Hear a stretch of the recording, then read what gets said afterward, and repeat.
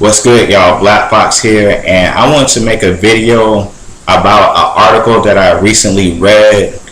It was highly tragic, and when I saw this article, when I read it, I had to make a video on it, just expressing my opinion on it, expressing my thoughts about the article. For all my subscribers, if you didn't know, I'm a big wrestling fan. I've been watching wrestling for a long time.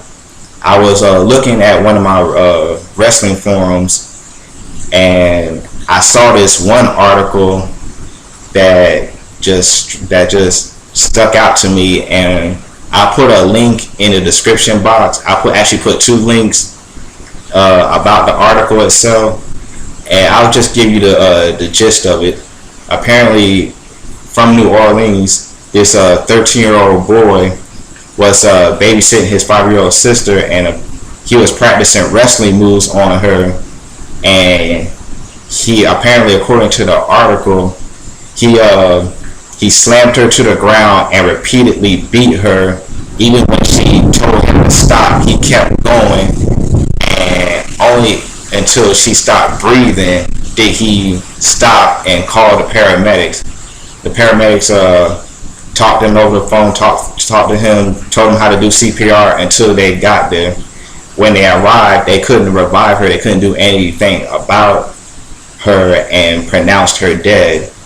Now, the article claimed that he was doing WWE-style moves, and that just gets me upset. I'll talk a little bit more about that, but I wanted to give my condolences and my prayers go out to the family of that girl.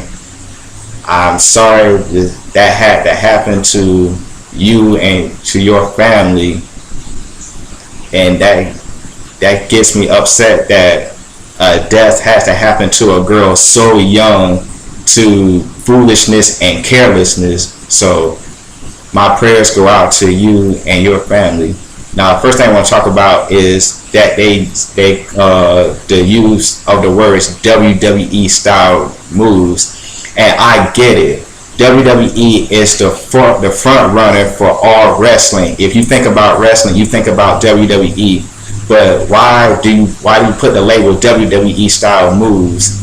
I don't know anybody in the WWE that's just slams somebody to the ground and repeatedly beats them until they lose consciousness and stops breathing. And that's just upsetting to me that WWE has to be labeled like that, where there's plenty of other companies out there, plenty of other wrestling promotions out there that do violence, do brutal things like that too.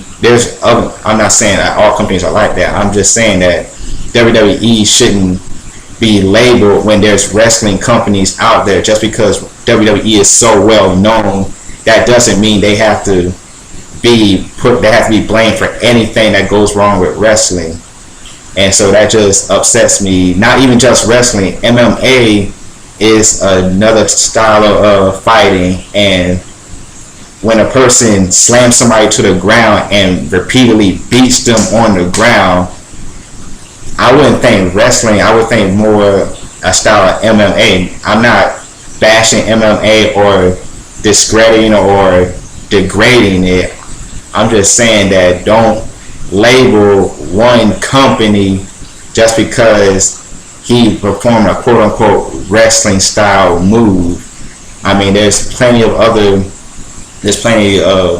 blame to go around, and I don't even blame the WWE, because for one thing I would say is, ever since the late 90s, they always put these commercials on about how the wrestlers or the superstars, their moves are performed by professionals and you should not try this at home. They put this out all the time ever since the late 90s. I know, because I remember watching those commercials all the time when I watched wrestling when I was young.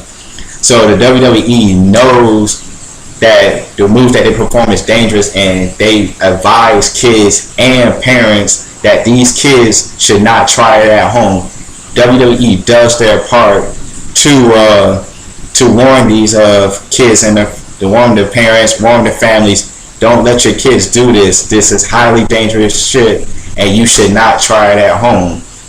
And WWE should not take any blame, should not have any fault for what one kid did, because he took it too far. He's the one that wanted to repeatedly beat his sister to death. It's not the WWE's fault, it's this kid's fault. And I know you're going to say he's only 13, and I call bullshit on that, because at 13, these kids these days, they know what the fuck is up. They know what they doing. They know what goes on in this world. They know from right from wrong. At 13, they know what should be expected and what should not be expected. And I'm not gonna sugarcoat or soften his punishment because he's only 13. He knew what he was doing, and he should take the full responsibility for his action.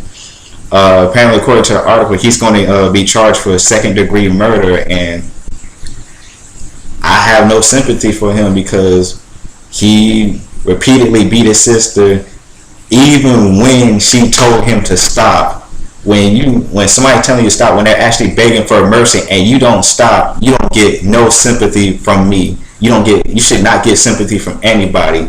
She's only 5 years old, and he's there beating on her constantly, and she tells him to stop and he doesn't, and only when she's like, stop breathing, that's when he decides to stop. No, he deserves all that he gets, because he had a chance to stop, even had a chance to not even perform it at all, the act that he did at all, but he decided to go with it. So that's my thoughts on it. Like I said, my thoughts and prayers go out to that family, and I just hope that the WWE doesn't get any backlash from this, because it's not the WWE fault. I'm putting the blame solely on this kid because he wanted to continue to beat his younger sister. That's all I had to say about it. I had to just get my thoughts on it. I had to get my thoughts out about that. Comment down below. Tell me what you think about it. Tell me if I'm right, am I wrong, if I'm being too harsh on him, or if I'm not being harsh enough. Just let me know what y'all think about the situation, and I'll see y'all next time.